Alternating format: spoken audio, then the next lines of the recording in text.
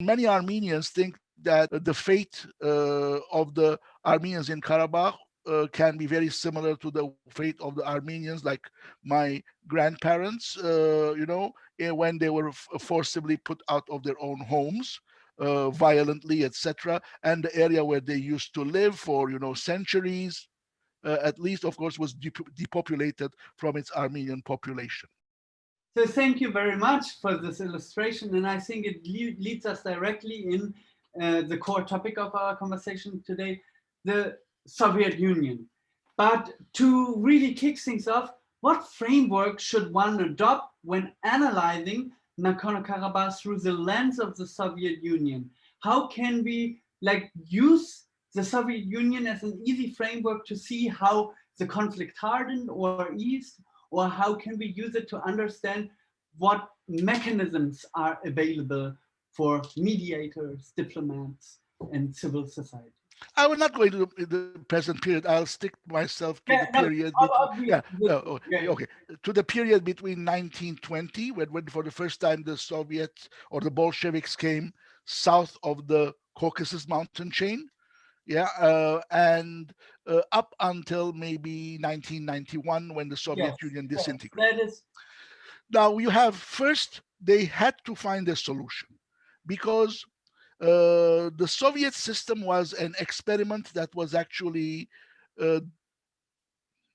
refined on the job, in the sense that they came, the Bolsheviks as Marxists, came with very broad ideals.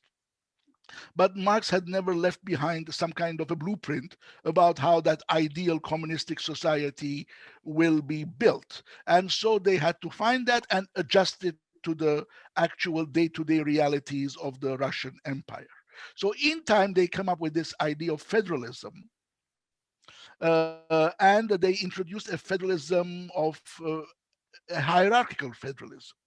And in that sense, because Armenians and Azerbaijanis had been arguing ever since 1917 and ever since those republics emerged in 1918 about who should control Nakhichevan, who should control Zangezur, that's that stretch of Armenia which goes south to meet the Iranian border between Nakhichevan and the rest of Azerbaijan under Soviet times. And then, of course, the region of Karabakh, which was basically to the west of Soviet Azerbaijan and to the east of Soviet Armenia in that sense. So this was the area that was being contested. And in the end, and Turkey was very much involved, Kemalist regime, in determining the fate of Nakhichevan, which ended up being as an autonomous region of Azerbaijan. So ultimately, the Bolshevik party left Zangezur to the Armenians, and as a compromise, said that, okay, Karabakh should remain in Azerbaijan, but should have some kind of autonomy. Although it was not a very deep autonomy. In the Soviet system, that came the second level of the autonomous ranks, because in the Soviet Union, you had the central government, you had the 15 republics, and within some of these republics, including Georgia, including Russia, including Azerbaijan, and I think a couple of others as well, there were autonomous republics and autonomous regions. Nakhichevan was an autonomous republic, a much higher status than Karabakh, while Nagorno-Karabakh was an autonomous region. And so in the autonomous region, you had some limited rights, but still you were first responsive to the government in Baku, in the case of the Armenians in Karabakh. And then, of course, the government in Baku was responsive to the central government in Moscow. It was a clear framework. So the stakeholders, the leadership in Nagorno-Karabakh had a way.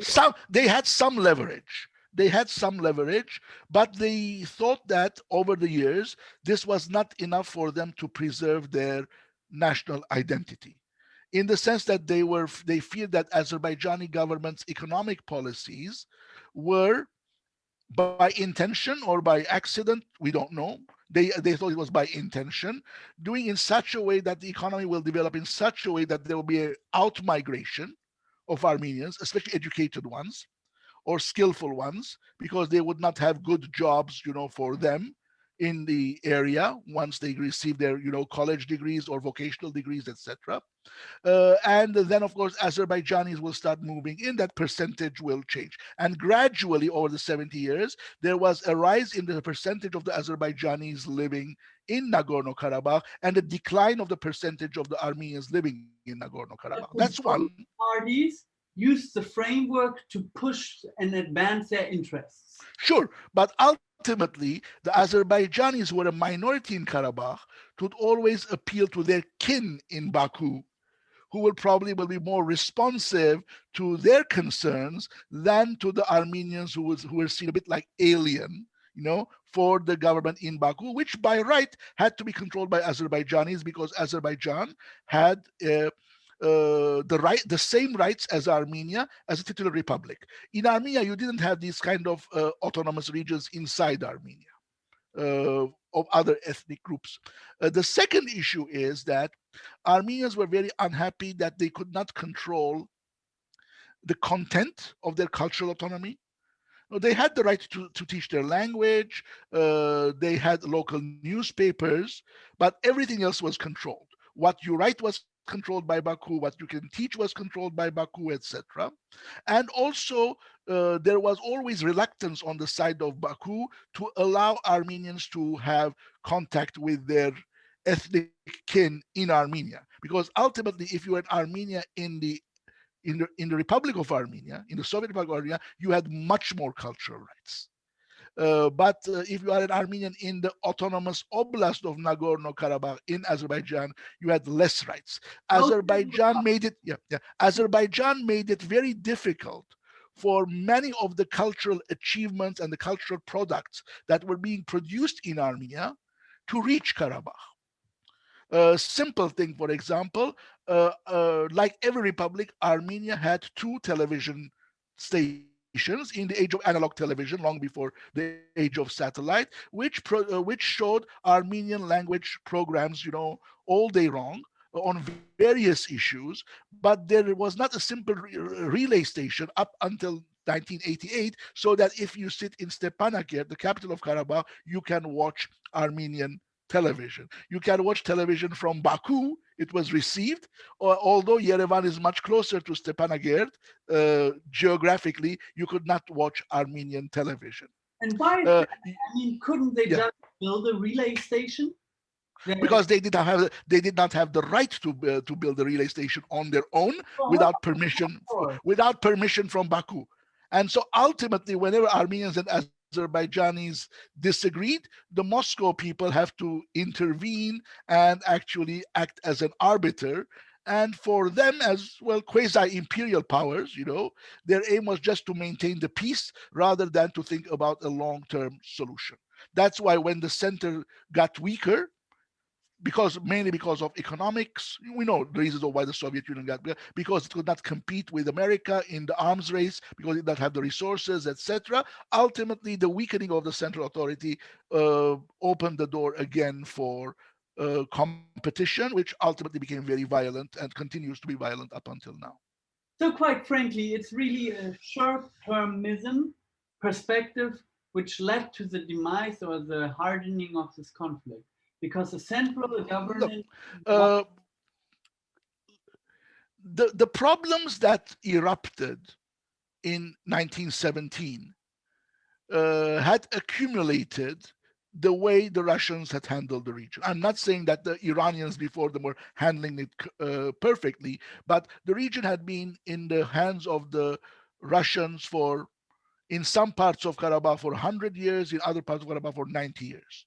So when the imperial government at the center got weaker, and so the local nationalities started fighting amongst one another.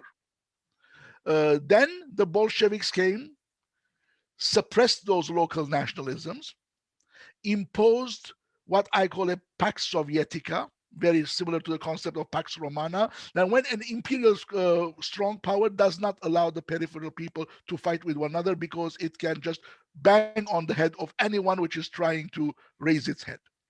So when the Soviet Union got weaker again, 70 years later, as if it was some kind of a dish that you had put in the fridge, and then you're taking it out of the freezer.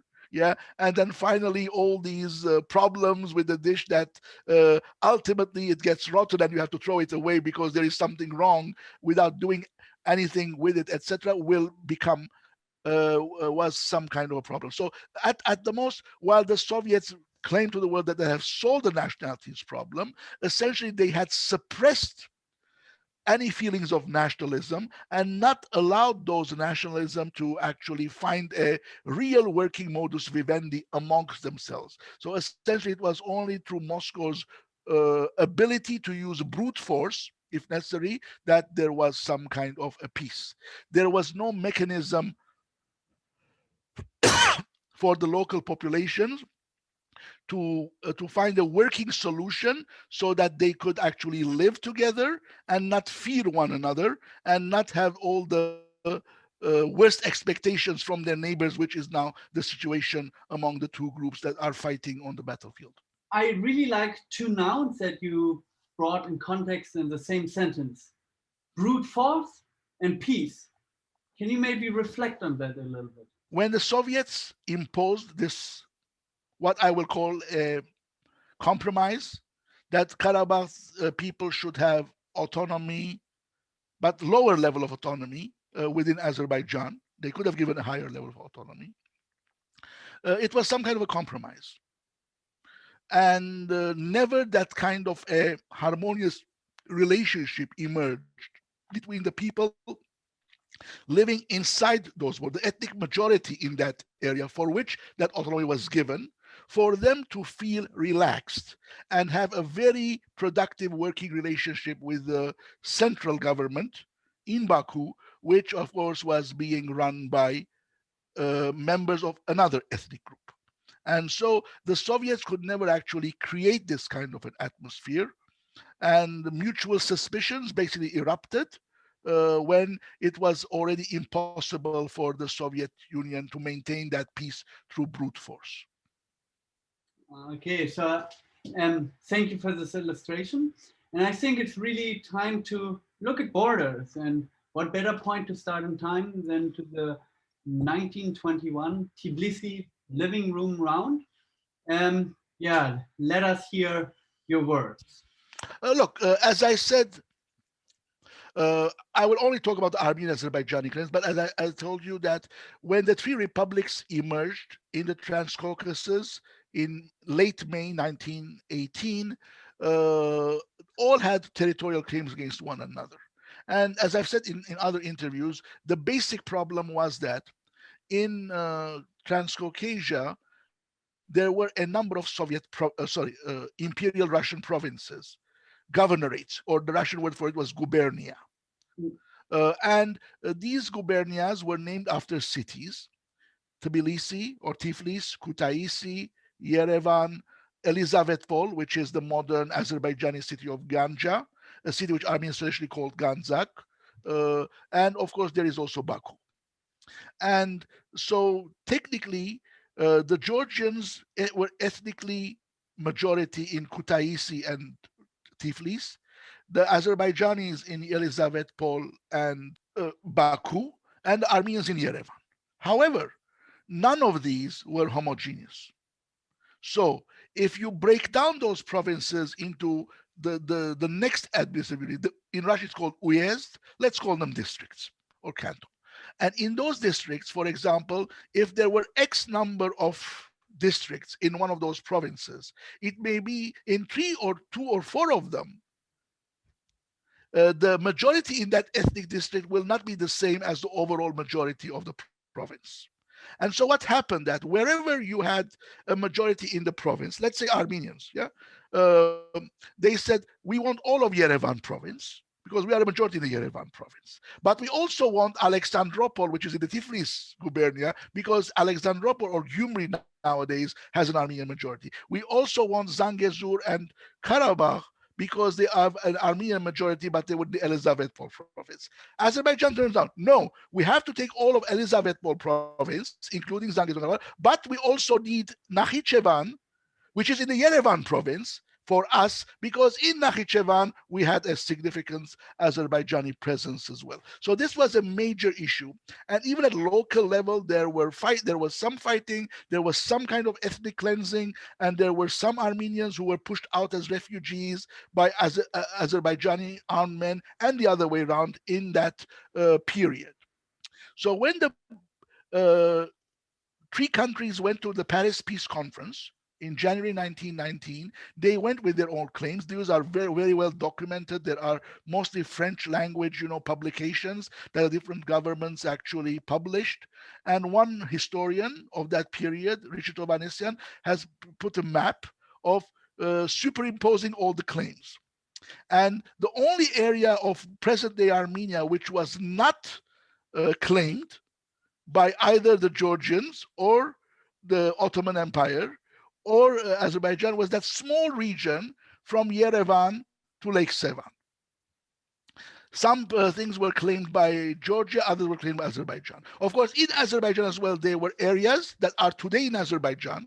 And let's consider Karabakh for the time being as part of Azerbaijan because that's the way the international community wants to see it. But there were areas like Karabakh which were claimed by Armenia, and there were areas that were claimed by Georgia. And in modern day Georgia, there were areas where Muslim Turks lived, and so it was a hodgepodge of these kind of demands. One interesting thing is that today Azerbaijanis claim Yerevan, but in 1919 they didn't. So that's a very interesting kind of a difference as well. So in the end, this was a big issue. Now, the Ottoman Empire's fate was postponed. The first year they dealt with more with Germany, as you read, there was the Versailles Treaty.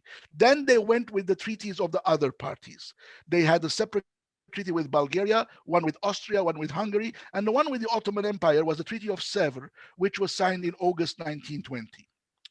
It was never ratified, and later it was superseded by the Treaty of Lausanne. But for us, what is important for Transcaucasia is that the Sèvres Treaty says that this should be the border between Armenia and Turkey.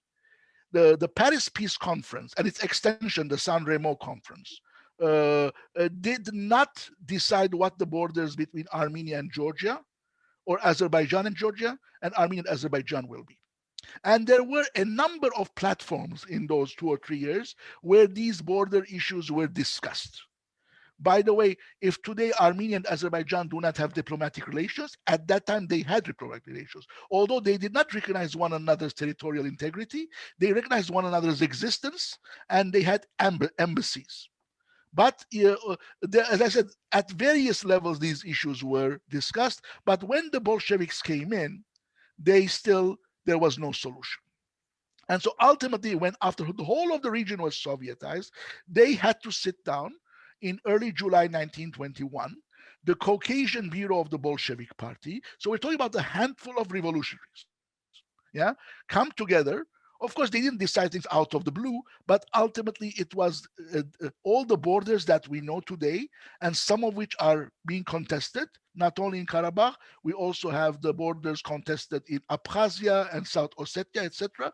All of these were agreed upon in a 2 or 3 day conference, where, of course, they come together, and ultimately there was a bargaining thing. If you look from a Russian Bolsheviks perspective, the Bolsheviks were trying to be fair. Armenians got Zangezur, one unit. Azerbaijanis got Nakhichevan, another, and the third unit, which was in dispute, we cut them half by gave them autonomy within the other one.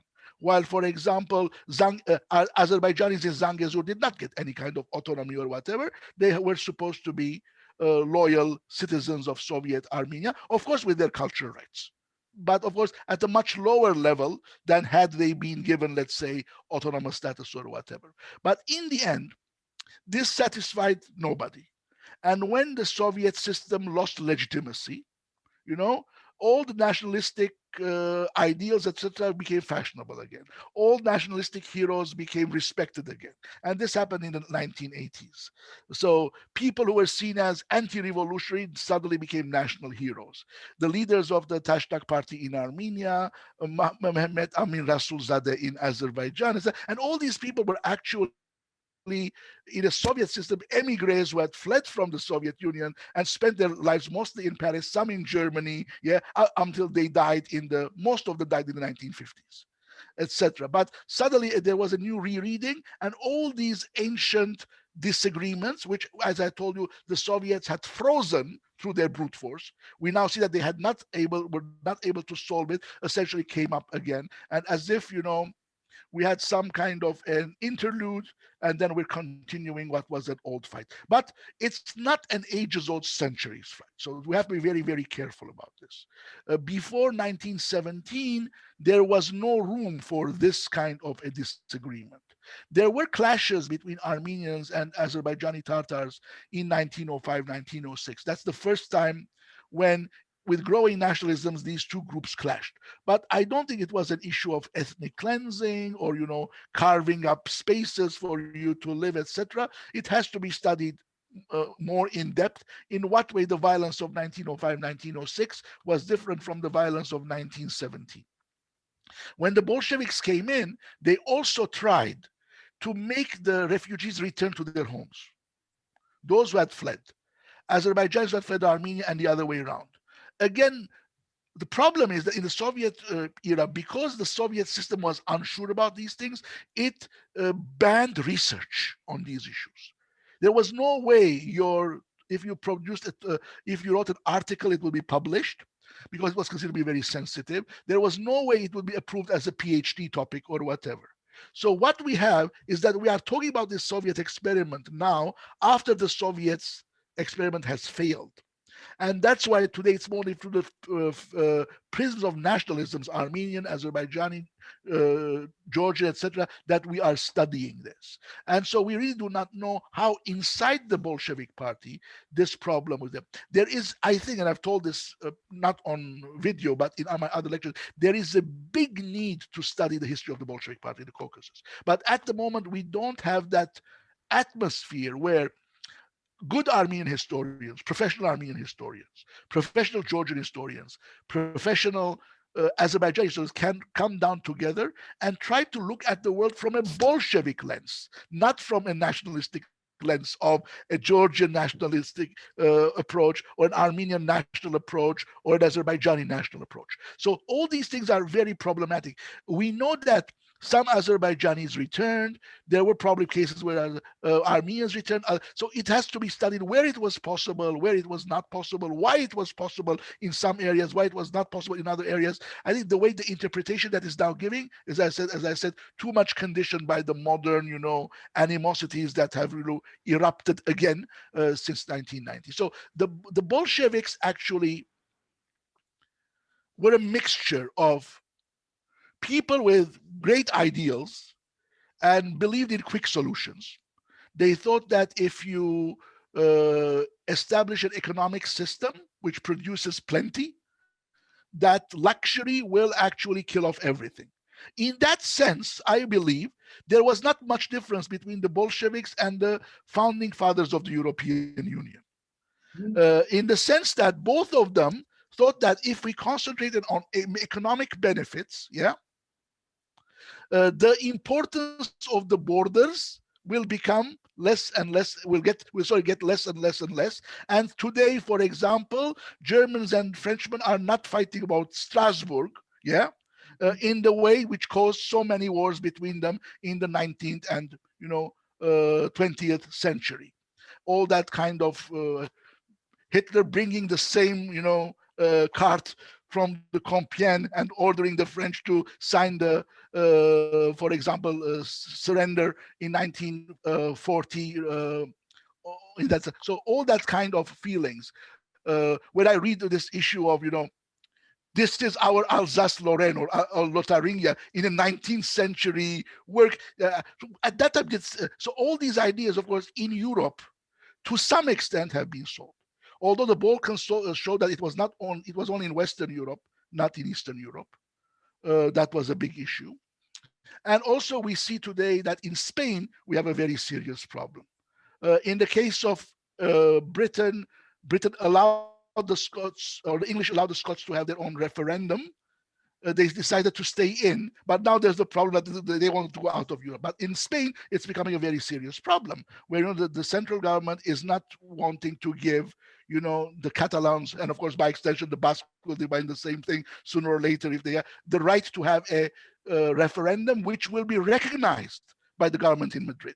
So the same kind of thing is happening, in the Caucasus. The Bolsheviks came with a dream, but they failed. Economic issues did not deliver.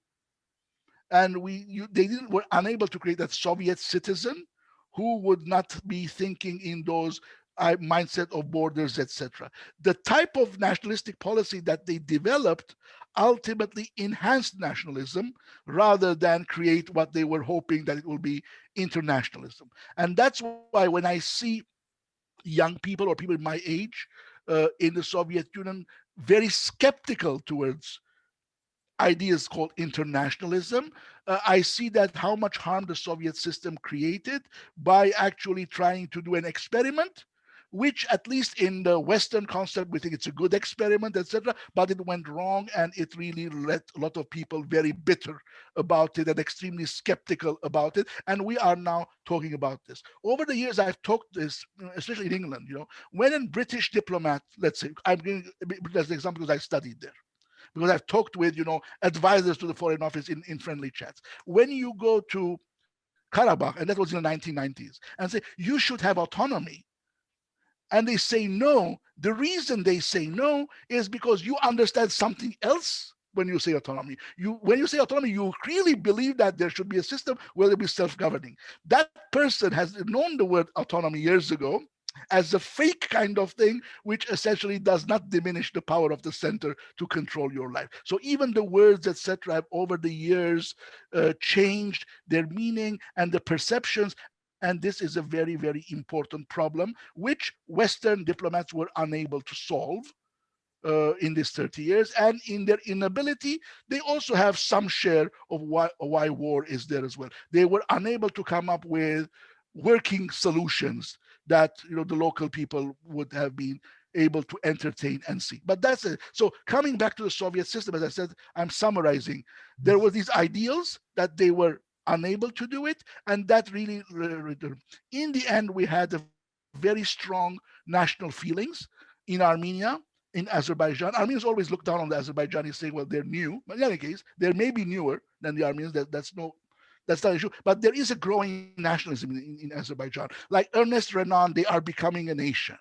And like Ernest Renan, they have the right to tell their story incorrectly, because that's the very famous maxim, because that's part of becoming a nation. And so in that sense, you have to create the enemy image in order to become a nation, unfortunately. So all these things are happening, and it's partly vicious because the Soviet experiment failed.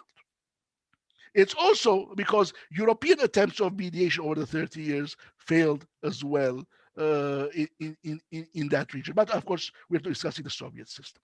So obviously, we discussed the systematic framework of thinking. The Soviet system failed. But which brings us to the point, okay, if you put people to think a certain systematic way, what role does the individual play? Whether positive or negative? Can you enumerate and elaborate? Can you give a better example? Because I did not really actually get what you meant by the individual in this case. For example, starting with Stalin, there is very noticeable rumors that he is the creators of borders that stirred conflict for years to come. So starting with him, like what is his personality? What did he do that created this conflict? And are there any other key individual stakeholders that influenced the NK conflict over the time and over the life of the Soviet Union? In that meeting of Bolshevik leaders that you referred to, when the deliberations were finalized and then imposed by party decision, there were Armenians in that hall, Azerbaijanis, Russians, and Georgians. Maybe some of the Russians also had some kind of Jewish roots, but that's secondary. I'm sure they looked at the world from the perspective of Moscow. I cannot go, I don't have a full list of who were there, but there were about not more than 12 people, as far as I know. But looking at the voting records, etc., who was there. In any case, they had a big problem. Bolsheviks, they were supposed to be member of the same party. They should share the same ideals. But that party has come to power in Armenia in Azerbaijan and in Georgia only through the force of the Russian Red Army, which was largely Russian army. And so they would have lost any real elections had they occurred on that day in Azerbaijan, in Georgia. So basically, they were minority groups backed by another ethnic group, or backed by the working majority of another ethnic group. And in order to try to weaken nationalist resistance, they had to show that the Bolshevism was also serving the national interests. Now, when it comes to dividing borders, how would you satisfy both sides? It's impossible. So that was an issue. Now, I think, I don't know what happened, because all that we have from that meeting are the minutes. And the minutes are very short. They give the voting record, who voted for what, and we have nothing about the deliberations. When it comes to the Karabakh, many people know that it was discussed twice. On day one, various options were voted upon, and the one to give Karabakh to Armenia was actually given precedence by one single vote. So it was not a big, huge consensus about it. Then, for the second day of the meeting, Stalin, who was not a member of the Caucasian Bureau, but was a member of a higher body, appears in the meetings. And on the second day in the Karabakh minutes, there is no voting. It just says, take into consideration that Karabakh is economically tied to Azerbaijan. They decided to make Karabakh part of Azerbaijan and also give Karabakh autonomy within Azerbaijan. So Now, how much, we don't know how much Stalin's own personality, etc., was there. In 1988, it was very easy to use this argument because he was at a very low ebb. Gorbachev was attacking him, all the problems of the Soviet Union were being put on the shoulders of Stalin, and whole idea was that the Soviet Union was going to be something great if only Stalin had not come to power. We don't know that. We cannot do a history in reverse, kill Stalin and allow another person to jump in and see how it would have developed. We don't know. But ultimately, it was very probably difficult. And then, whatever you lost when you came back to your capital city, essentially people would have said, "Oh yeah, but you Bolsheviks didn't get Zangezur for us in Azerbaijan," while Armenians would have said, "Oh, but you didn't get Nakhichevan and Karabakh for us," etc. So the Bolsheviks had that kind of a problem which they could not really solve. And their only panacea which they had, that in time people will live better and all these things will become unimportant. And they have so many problems in world politics which were causes of wars, but then at some stage stopped being causes of wars, and now the descendants of those warriors, those who stayed alive, look down, look back to them with a smile, etc. But this hasn't been that, and we are seeing a very vicious war 100 years after that meeting being conducted now, with dozens of people being killed every day. And in the first few days of the war, it was even more than that. We have the threat of ethnic cleansing. We have had ethnic cleansing in the first stage of the war, which has not been solved for 30 years, etc. So it just seems that it failed. Did the Russians had any kind of idea that we should really divide them into groups, etc.? Who knows? But on the other hand, what should they have done? Of course, Armenians would have said, many Armenians would say they should have given Nakhichevan and Zangezur and Karabakh to us. And Azerbaijan would have said they should have given Nakhichevan, Zangezur, and Karabakh to us as well. That's an easy part when you are within your own group and you are actually claiming that all you need is this. But if you look at it from a Bolshevik revolutionary's perspective, it would have been a very difficult kind of a situation. Simply, as I said, because they did not have a popular mandate to govern, and they were only there because Moscow wanted to reestablish its imperial borders under new government, and they were that part of the Russian society who believed in the Bolshevik ideals, while, for example, other parts of Russian society, like Armenian Tashnak party members, Georgian Mensheviks, Azerbaijani Musavat party members, they had a different vision. Although most of them had gone to the same schools, were living in the same towns, but had different visions of how that Russian imperial states should develop after the revolution of 1917. So then do you think that the Soviet system imprinted a sense for absolutism? Or Yes, there was a big problem in the Soviet system, which can be good or can be bad depending on how you look at it. And I always give this example in my classes and also in my talking. Let's take a small Armenian town like Goris, which is a very important town, as you know, especially on the road to Stepanakert. Goris, at the time of the Sovietization of Armenia, was a large village. And there were more Armenians living in Moscow than in Goris. Yes? In Moscow, you had the printing press, you had the Lazarev Institute, which taught Armenian, etc. You had quite a vibrant cultural life. You almost had nothing in Goris compared to that. Today, Goris is a thriving middle-sized town, yeah, and partly because it became a regional center, a center of a rayon. And in the Soviet system, if you're a center of a rayon, you should have your local museum. You should have your local theater. You should have your local newspaper. And the government actually gives you money to have all these things. Yeah. While the number of Armenians living in Goris is much smaller, but they enjoy all these rights by being inhabitants of a small district town. While if you live in the imperial capital in Russia, you don't have those rights.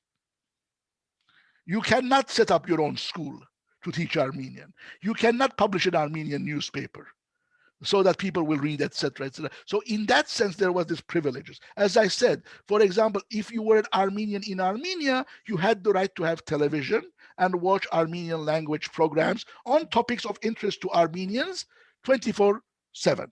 If you were in Karabakh, yeah, you could have newspaper, maybe you could have books, but you don't have the right to watch Armenian television. So in that sense, where on the map you are became very, very, very, very, very important. And that's now also developed a historiography to say, we were here before you, and when we were here, your ancestors were not here. Armenians have that their version of their story, which may be okay in the sense that ultimately Christianity is older than Islam, etc. There is Armenian recorded history with using the word Armenian or Hai much earlier than the Azerbaijanis, etc. But then, of course, we don't know about who the ancestors of the this or that Azerbaijani is, how they change, whether they were living there, they change identity, or they come from outside. That's very difficult for us to know. But ultimately, you have creating this kind of historiography in which you are negating the presence of the other. For example, Stepan Shaumyan was the leader of the Baku Commune, an Armenian Bolshevik. In Azerbaijan, all the monuments that were there, which I saw with my own eyes when I went to Baku as a student on a student trip in 1987, I have photos of them. I bought Baku souvenirs. I still keep them in my library, you know. I've actually scanned them and I show to my student that these were, you know, the monuments aggrandizing Shaumyan at the time of the Bolsheviks. Probably they are no longer in existence. In Armenia, statues of Shaumyan and Yerevan to Armenia are always there. But there was a colleague of Shaumyan, Meshadi Azizbegov, who also had his own statue in Yerevan, which was toppled in 1928. So two people who did the same thing for the Bolshevik party. One is still tolerated because he's Armenian. The other one's statue was chopped off and replaced by a statue of Andrei Sakharov, etc., because you know, simply was Azerbaijani. So this kind of historiography is, of course, not academic, but that's the way things are being done. In any real world of respect towards multiculturalism, there should be a section in the Museum of the History of Baku for the Armenian presence. In any real world, there should be a place for Muslims who lived in Yerevan in the History Museum of Yerevan. But essentially today we don't have that. There are only very vague references or whatever, etc. A good example is the history of the town of Shushi. Both claim to be important for them, and both are right. Yes, if you are going to write about Azerbaijani literature, music, etc., a number of their prominent figures of the 19th century were from Shushi. But the same is true for the Armenians. The problem with Shushi, and for years I used to, you read books about Shushi published in Azerbaijan, you don't read anything about the Armenians. You read books about Shushi published in Armenia, there's nothing about the Azerbaijanis. I said, how come? But then reading contemporary literature, I came across that Shushi of the 19th century, it had a population of about 25,000 people, roughly. Armenians were about 14, 15,000. The Azerbaijanis were about 10,000 according to Russian censuses, etc. I'm just uh, quoting them from memory. I may be wrong in one way or another, but that's the Shushi was a big city, bigger than Yerevan at the time. It had schools, it had a printing press, everything else. But nowadays we are cutting. But also I see that it was a city like Beirut where I grew up. Muslims had their own part of the town, and Christians had their own part of town. Maybe in Lebanon, at least some of the academics do work with one another, but ordinary people don't. They just buy from the other. But if you got their family circles, it's either 95% Muslim or it's 95% Christian. So in that sense, but we are also not talking about these issues. So this is partly because of what people say the Soviet Union territorialized in ethnicity. And I started with the example of Goris. If you're an Armenian, you had advantages if you lived in Goris. If you had Armenian living in Moscow, you have disadvantages as an Armenian. Of course, at Moscow, as a Soviet citizen, you had much more advantages. Yeah, all the things that were available for you, Bolshoi ballet, and these people were not there for people in Goris. But you can go to the Bolshoi ballet, but you cannot have your Sunday school to teach Armenian to your own kids. And the same was true for, of course, other nationalities. It's not that, Armenians were singled out. But this territorialization of ethnicity actually made it even more problematic in the sense of developing an exclusivist historiography which negates the existence of the other on your own territory. And I don't know how this will be actually sorted out, because ultimately we've seen that in the Karabakh conflict from 1991 onwards, where it became, every change of border is ethnic cleansing. So if this side goes forward, all the people from the other group flee. And this also makes it problematic if you want to look at the previous history from a historical. But on the other hand, I just also want to, and I see this among some Western people who write, oh, Armenians and the Azerbaijanis used to go very well with one another. Okay, let's talk about what is going well with one another mean. What does it mean? If it means that, for example, somebody worked for him, as a craftsman, as an apprentice, and a Muslim business owner paid his apprentice a few pounds, and then that was it. It means that if you went to the market and bought vegetables and so on, that's one thing. To share intellectual circles, to have common dreams, etc. It's another level of coexistence. How much was the intermarriage, or these things, of course, have to be discussed, because I don't think things were perfect in that case, either in Armenia or in Azerbaijan, etc. We have, especially in Baku, more than in Armenia, mixed marriages. And these people, most of them, as far as I know, fled to Russia, because that's the only way where they could keep their families.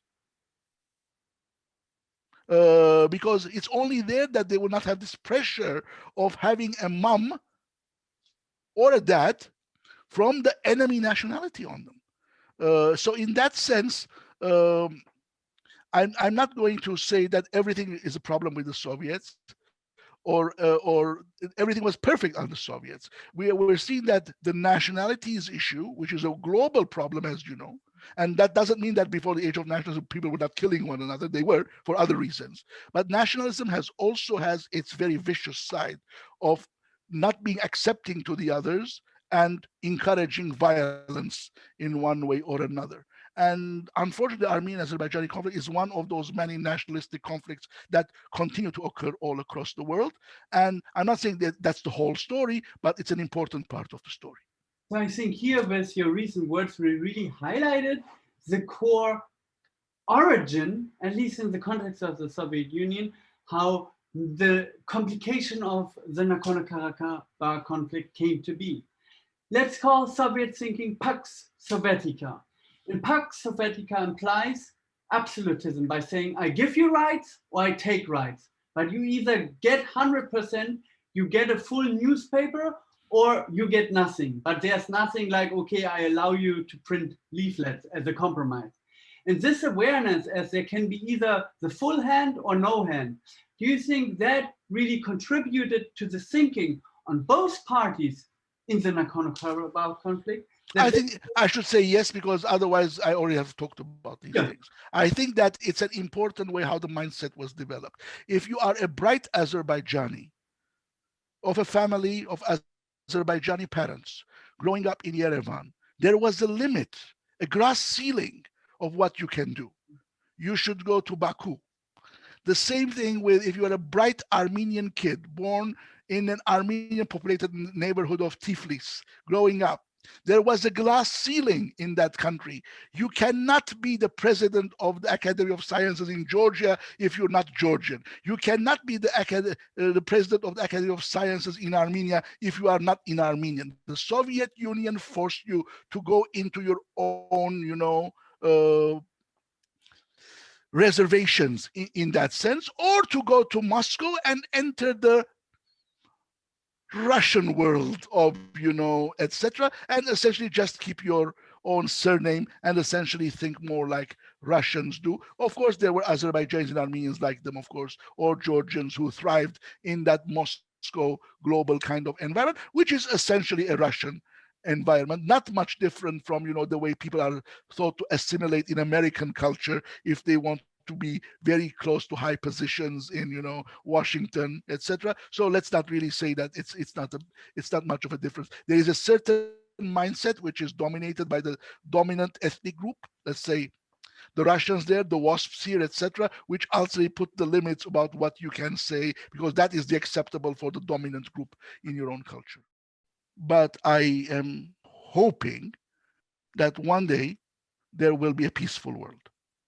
And one day we can celebrate that there's nothing wrong in being Christian. There's nothing wrong being in Muslim. There's nothing wrong in speaking Armenian. There's nothing wrong. And we should essentially find a way so that these problems of today will be accepted with a smile by the next generations.